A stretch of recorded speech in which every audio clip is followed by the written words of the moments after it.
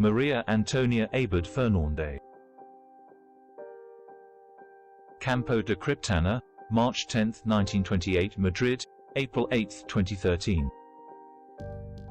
I was born poor, but incredibly beautiful, is how the artist from La Mancha responded when asked about her origins.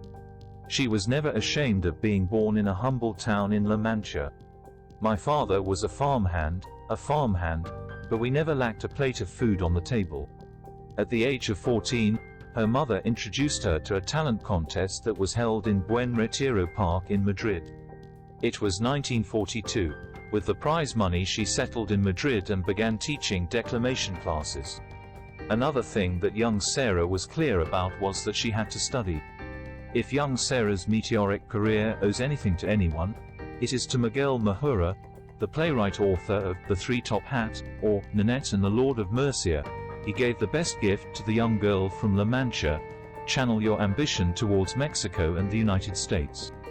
The Spain of the 1940s was too small for the talent and ambition of a great star.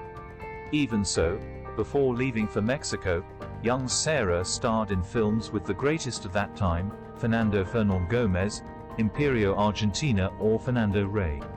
In Mexico she began to stand out and work with the best, Katie Gerardo, Frida Kahlo, or Diego Rivera.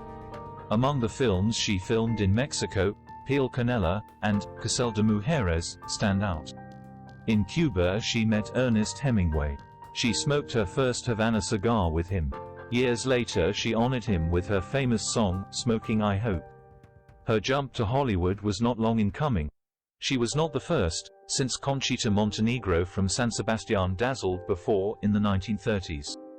But it was Sara who established herself in the American market with great films. She debuted in a big way with Veracruz in 1954, with actors of the stature of Gary Cooper, Burt Lancaster and Charles Bronson. She dazzled everyone. She made friends with the greatest, James Dean, Alfred Hitchcock, Marlon Brando, Elizabeth Taylor, and even allowed herself to reject an exclusive contract with Columbia Pictures. Maybe it was her love that made him take her career on his own. In 1954 she filmed Two Passions and One Love, and during filming she fell in love with director Anthony Mann.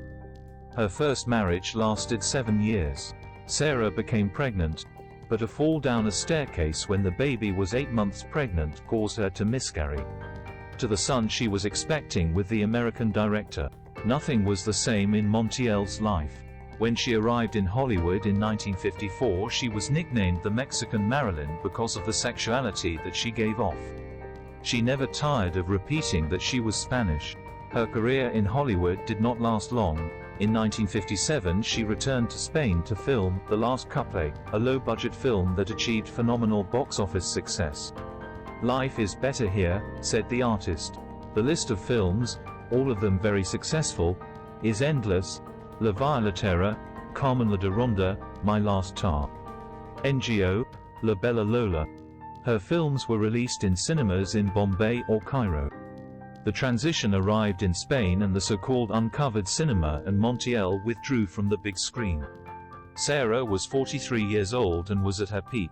She rejected million-dollar offers from that type of film and dedicated herself exclusively to her career as a singer. She enjoyed her life with her third husband, Pepe Taus, a businessman, producer and manager. Sara could not be a biological mother. She suffered 11 abortions throughout her life, the last one at the age of 51. She did manage to adopt 2 children, Thais and Jose Jesus.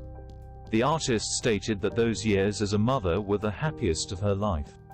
Sara Montiel married for the 4th time, after the death of her husband Pepe Taus. She did it with the Cuban Tony Hernandez, who was 35 years younger than Montiel. Sara Montiel died of natural death at her home in Madrid on April 8, 2013. She was 85 years old. The actress was awarded the Gold Medal for Merit at Work. She was a true artist, admired by audiences with very different tastes and an inspiration for several generations of artists.